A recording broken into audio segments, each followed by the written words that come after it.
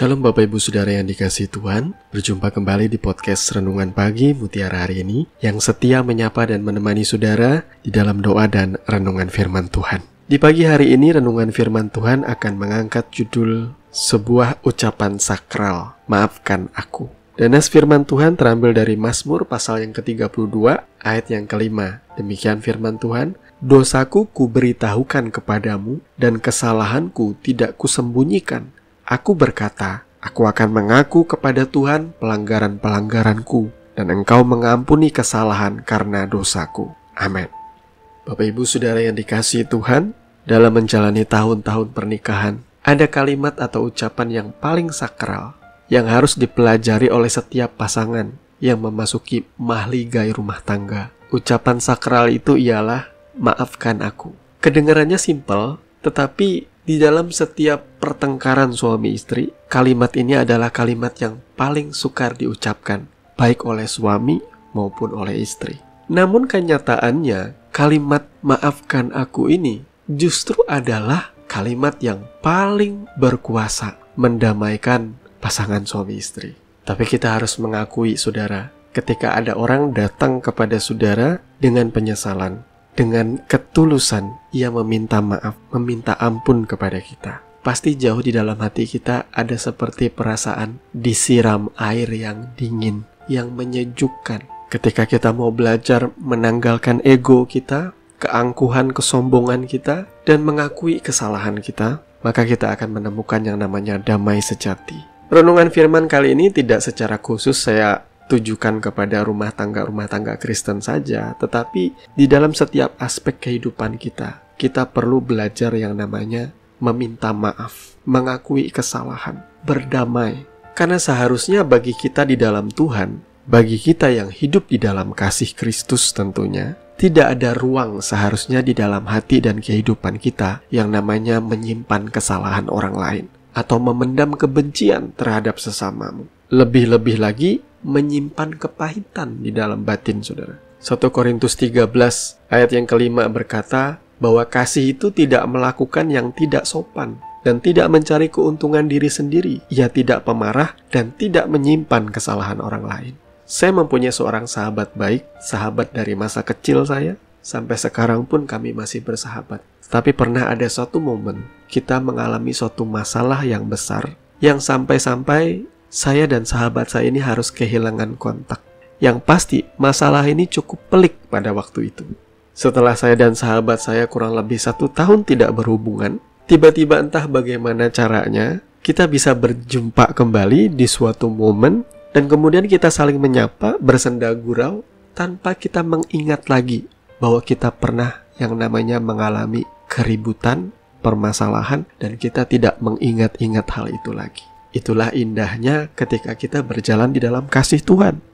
Sekalipun antara saya dan sahabat saya tidak ada ucapan kita saling meminta maaf, karena kami menyadari bahwa ini bukan kesalahan dia atau juga bukan kesalahan saya. Apa yang sudah terjadi itu adalah karena ketidakdewasaan kita semata. Semuanya terjadi oleh karena emosi yang sesaat, ego, dan segala macam hati yang masih melekat dengan amarah. Bagi saudara yang di dalam Tuhan, tidak bijak menyimpan kesalahan orang lain. Tidak bijak yang namanya menginginkan pembalasan dendam. Siapa di antara saudara yang sampai hari ini masih menyimpan kebencian dengan seseorang? Pasti jauh di dalam hati saudara akan mengharapkan atau dalam tanda kutip mendoakan. Semoga orang yang saudara benci itu mengalami kesialan atau mengalami kehidupan yang buruk, kecelakaan, atau apapun juga, sekalipun itu tidak tersirat di bibir saudara. Tetapi kebencian itu membuat saudara memikirkan yang seperti itu. Kalau saudara sampai titik seperti ini, tahukah saudara, kasih Kristus tidak ada di dalam hatimu. Kalau di dalam hati saudara ada Tuhan Yesus, Ia tidak akan pernah membiarkan ada yang namanya sampah kebencian itu tetap melekat di dalam hati saudara. Ia akan membuat saudara tidak tenang. Bahkan saudara akan menjadi sangat sulit menemui Tuhan ketika saudara masih memegang erat kebencian dan dendam itu. Belajarlah melepaskan itu. Sekalipun engkau sulit mengucapkan kata maaf, setidaknya datanglah dan berdamailah selagi masih ada kesempatan. Mungkin ada di antara saudara adalah suami istri yang sedang bertengkar, bahkan sudah pisah ranjang, sudah pisah rumah, dan mulai memikirkan untuk lebih baik kita bercerai saja deh. Coba saat ini saya mengajak saudara datang secara pribadi kepada Tuhan dan utarakan dan mulai berdoa meminta ampun di hadapan Tuhan. Ketika terang itu datang, damai sejahtera Kristus itu menguasai batin saudara. Saudara akan menyadari bahwa apa yang saudara lakukan selama ini itu salah. Yang saudara dengar selama ini bukan suara Tuhan, tetapi suara iblis. Karena Tuhan selalu ingin kita hidup di dalam damai, di dalam sejahteranya. Dan semua itu bisa terjadi kalau kita belajar mengucapkan satu kalimat sakral ini. Maafkan aku. Tuhan itu maha pemaaf. Tuhan itu maha pengampun. Dia pengen mengampuni, bahkan sebelum saudara meminta maaf kepada dia. Tetapi Tuhan mau saudara belajar mengakui dosa saudara. Saudara belajar gentle, memandang diri saudara itu salah, dan meminta ampunannya. Ada begitu banyak contoh di dalam Alkitab. Orang-orang yang sombong, yang ketika mereka mendapatkan nubuat mengenai kehancuran, mengenai kebinasaan besar yang Tuhan rencanakan. Tapi jarang ada orang yang mau bertobat dan meminta ampun kepada Tuhan. Saya cuma menemukan satu orang raja ini yang luar biasa, yakni Raja Daud, yang nas firman Tuhannya kita baca tadi. Pribadi ini adalah pribadi yang lemah lembut. Ia mudah mengakui kesalahan dan dosanya di hadapan Tuhan. Saya punya seorang anak yang ketika ia melakukan kesalahan, saya sudah mengampuni kesalahannya. Tetapi ketika ia datang dan dengan polosnya ia meminta maaf kepada saya langsung memeluk anak saya. Tidak ada kemarahan di dalam batin saya. Tidak ada kebencian dengan anak saya. Karena seperti itulah Bapa memandang kita, saudaraku.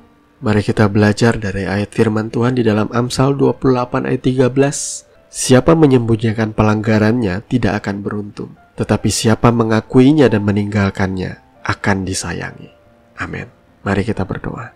Bapa, di dalam nama Tuhan Yesus, terima kasih untuk pagi hari ini Kau sudah berbicara di dalam kehidupan kami. Menegur dan mengingatkan kami untuk kami belajar rendah hati, menanggalkan ego dan kesombongan kami, untuk mengucapkan permintaan maaf dan mau belajar berdamai dengan sesama kami. Tolong kami Tuhan, karena hati kami keras, tetapi kami percaya Tuhan Yesus akan memampukan kami untuk hidup di dalam damai sejahtera. Terpujilah nama-Mu, di dalam nama Tuhan Yesus kami berdoa. Amin. Bapak Ibu Saudara yang dikasihi Tuhan, kami percaya kebenaran firman Tuhan akan menjadi dasar dan kekuatan di dalam setiap kehidupan kita. Sampai bertemu lagi di podcast Renungan Pagi Mutiara hari ini yang berikutnya. Kasih karunia menyertai saudara sekalian. Shalom.